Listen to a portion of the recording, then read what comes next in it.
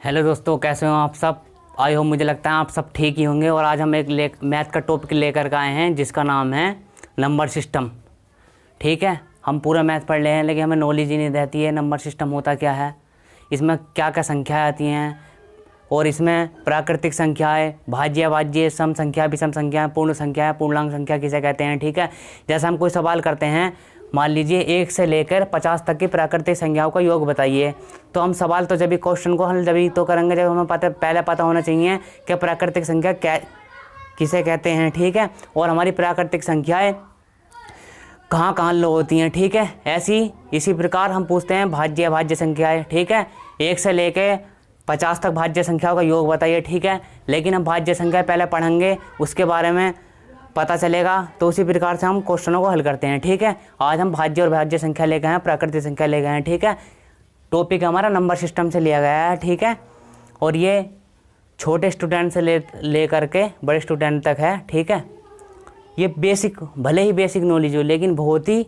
Most important तरीके से हम आपको इसके बारे में बताएंगे। ठीक है, और अपना यूट्यूब चैनल तुम्हें पता है, शिव गणेश एकेडमी। ठीक है, और आज हम बताएंगे तुम्हें पूर्ण संख्याएं किसे कहते हैं, प्राकृतिक संख्याएं किसे कहते हैं। ठीक है, ये लिखा मैंने पहला प्राकृतिक संख्याएं। ठीक है, या इसे हम बोल सकते हैं नेचुरल नंबर इंग्लिश में। ठीक है, ये 1 से लेकर अनंत तक कुछ भी हो सकती है। ठीक है, 1 भी हो सकती है, 2 भी हो सकती है, 3 भी हो सकती है, 4 भी हो सकती है, 5 भी हो सकती है, डॉट अनंत तक। ठीक है, कितनी से भी कितनी बड़ी संख्या हो सकती है जब अनंत तक लिख दिया था हमने। ठीक है, इसकी कोई लिमिट नहीं है। ठीक है दोस्तों, अब ये दूसरे नंबर पे पूर्ण संख्या है जिसे बोलते हैं होल नंबर। ठीक है, इंग्लिश में बोलते थे होल नंबर। ठीक है, इसमें क्या होता है, प्राकृतिक संख्या और पूर्ण संख्या में इतना ही डिफरेंस है, सिर्फ इसमें 1 से लेकर अनंत तक संख्याएं होती हैं, इसमें बस 0 को ऐड करा गया है। ठीक है, इसे n से डिनोट करते हैं। ठीक है, इसमें 0 को ऐड करा गया है, 0 1 2 3 4 5 डॉट डॉट डॉट अनंत लो। ठीक है, और प्राकृतिक संख्याओं में यहाँ जोड़ नहीं है, यहाँ पर जीरो है। ठीक है, पूर्ण संख्या याद होगी,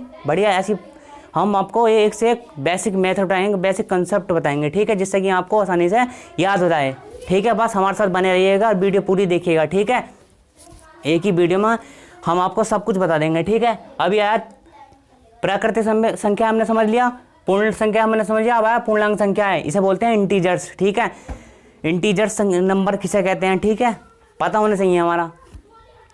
इसमें क्या होता है, हमारी जितनी भी समस्त ऋणात्मक संख्याएं होती हैं एवं पूर्ण संख्याएं, ये दोनों को मिला करके बनती हैं। ठीक है, जैसे ये 0 हो गया। ठीक है, अब 0 से जब हम इधर को चलेंगे तो ये संख्या जो हमारी प्लस में रहेंगी। ठीक है, अब 0 से इधर को चलेंगे तो ये संख्या क्या रहेंगी हमारी माइनस में। ठीक है, ध्यान से देखिएगा, इतने बढ़िया तरीके से समझाएंगे आपको कि एकदम याद हो जाएगा। ठीक है, 0 से हम इधर की साइड चलेंगे तो ये संख्या क्या आएंगी, प्लस में रहेंगी, और 0 से इधर की साइड चलेंगे तो संख्या माइनस में रहेंगी। ठीक है, अब इधर को प्लस में संख्या है, कितने से बड़ी संख्या हो सकती है, कोई सी भी कितनी भी बड़ी से बड़ी संख्या हमारी हो सकती है। ठीक है, बड़ी संख्या में ये 5 नहीं है, हेलो नहीं है, बड़ी संख्या 789 हो सकती है, 899 हो सकती है। जब अनंत लो हमने लिख दिया तो बड़ी से बड़ी संख्या इधर को जब बढ़ेंगे हम तो संख्या वो कुछ भी हो सकती है। ठीक है, ये हमने एरो का निशान लगाया है तुम्हारे बड़े समझने के लिए। ठीक है, कि इधर को जब संख्या इधर को हम चलेंगे तो संख्या क्या होगी, बड़ी संख्याएं मिलेंगी। ठीक है, ये बढ़ता क्रम है। ठीक है, अब इधर को चलेंगे, 0 से हम इधर को चलेंगे तो इधर को संख्या क्या होंगी भाई, छोटी मिलेंगी, या इसे लिखते हैं बढ़ता क्रम, लिख दो इसे।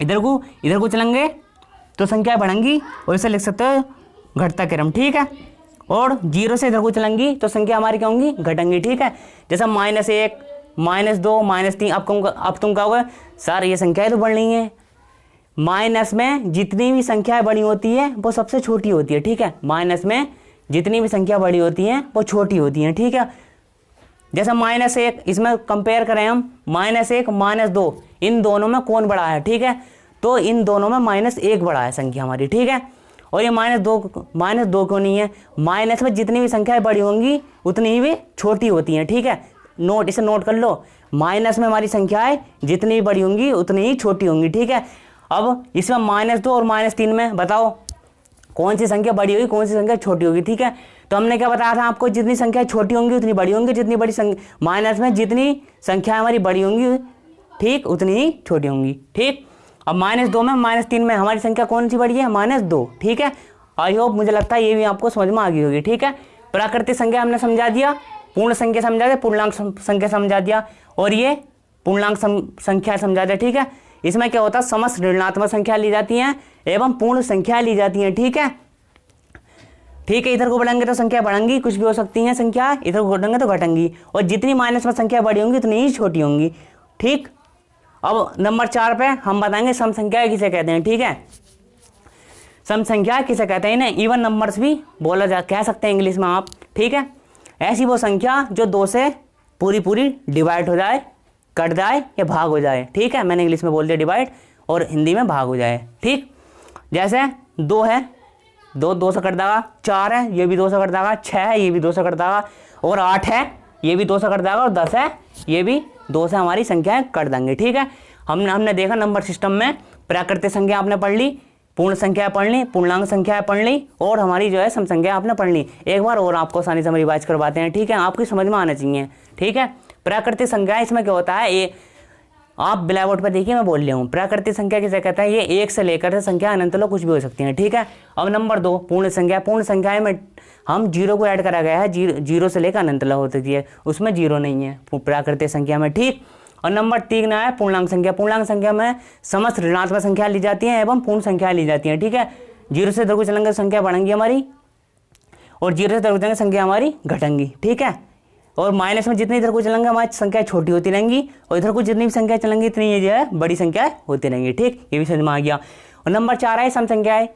सम संख्या हमने बताया था इंग्लिश में इवन नंबर्स बोलते हैं, और ऐसी वो संख्या जो 2 से डिवाइड हो जाए, पूरी डिवाइड हो जाए, ठीक है, उन्हें क्या कहते हैं, हम सम संख्या कहते हैं, ठीक है। जैसे एग्जाम्पल लेते हैं 2, 4, 6, 8, 10, 12 है, जो 2 से मल्टीप्लाई आराम 2 से डिवाइड हो जाए, ठीक है। जैसे 2 से भाग दिया हमने 4 को, 2 दूनी 4 पूरा मल्टीप्लाई हो गए थे, इवन नंबर्स यानी सम संख्या, ठीक है। हमारे साथ बने रहिए, और हम अभी आपको बताएंगे विषम संख्या किसे कहते हैं, भाज्य संख्या किसे कहते हैं, भाज्य संख्या किसे कहते हैं, एक भिन्न पढ़ा देते हैं, भिन्न को जोड़ किसे कहते हैं, लेकिन भिन्न काय से बनती है, एक परिमेय संख्या होती है, एक अपरिमेय संख्या होती है, पूरी बेसिक नॉलेज के साथ हम आपको बताएंगे, ठीक। देखिए अब हम लेकर आए हैं विषम संख्या। विषम संख्या किसे कहते हैं, देखिए हमने बताया सम संख्या जो 2 से आसानी से डिवाइड हो जाए या भाग हो जाए, उन्हें सम संख्या कहते हैं। आप लेकर आए हैं हम विषम संख्या। विषम संख्या किन्हें कहते हैं, जो आसानी से 2 से भाग नहीं हो सके, उन्हें क्या कहते हैं, विषम संख्या, या 2 से नहीं कट सके, ठीक है, या 2 से डिवाइड नहीं हो सके, इंग्लिश में ऐसा कह सकते हैं, ठीक है। ये होती है विषम संख्या। क्या होती है, इंग्लिश में कह सकते हैं जैसे ओड नंबर, ठीक है। विषम संख्या जैसे 1 हुआ, 3 हुआ, 5 हुआ, 7 हुआ, 9 हुआ, इनमें से 2 से कोई भी संख्या नहीं कट सकती। जैसे हमने 2 से जब 1 को भाग दी तो 1 में 2 की भाग चली जाएगी, नहीं जाएगी, तो ठीक है से हमने काट दिया, ठीक है। एक एग्जाम्पल भी आपको समझाया है बेसिक तरीके से, ठीक है। अब इसी प्रकार हम बात करते हैं भाज्य संख्या। तो भाज्य संख्या किसे कहते हैं, ठीक है, हमने शॉर्ट तरीके से लिख सका है ताकि तुम इसे आसानी से समझ सको, ठीक है। और यहाँ से ही तुम्हारा बेस जो है क्लियर होगा, ठीक है। इस बेस से ही जाओगे आप, आगे कुछ चलकर लाभ हानि पढ़ोगे, ठीक है। और ये क्वेश्चन भी करोगे 1 से 50 तक की प्राकृतिक संख्या बताओ, 1 से 50 तक के वर्गों का योग बताओ, ठीक है। ये जो क्वेश्चन बनते हैं वो ऐसे ही बनते हैं। बहरहाल हमें प्राकृतिक संख्या पता होना चाहिए, भाज्य संख्या पता होना चाहिए, ठीक है। अब हम तुमको समझा रहे हैं, ठीक है। क्या है भाज्य संख्याएं, ऐसी वो संख्या है जिसमें 1 हो, बे या और स्वयं के अलावा किसी और संख्या से भी भाग हो जाएं, बे क्या कहलाती है हमारी भाज्य संख्या। भाज्य संख्या वे संख्याएं होती हैं जो 1, बे, स्वयं के अलावा किसी और संख्या से भी भाग हो जाए, ठीक है। अब तुम कहोगे भाषा डेफिनेशन समझ नहीं आ रहा, ठीक है, इसलिए हम एग्जाम्पल लेकर आए हैं, इसे तुम आसानी से समझो, ठीक है। जैसे हमने संख्या ली 4, कोई भी भाज्य संख्या ले लो, 4 ले लो, 6 ले लो, 8 ले लो, ठीक है। हमने भाज्य संख्या ली 4, तो ये देखिए हम तुमको बताते हैं, ये देखो हमने मार्क चिन्ह लगाया, ठीक है, ये लगाया, ये लगाया, ये लगाया, ठीक है। अब ये 4 जो है 1 से भी कट रही है, कंडीशन 1 फॉलो कर गई हमें, ठीक है। हमने बताया था भाज्य संख्या 1 से भी कट जाए और स्वयं के अलावा किसी और संख्या से भी आसानी से कट जाए, ठीक है।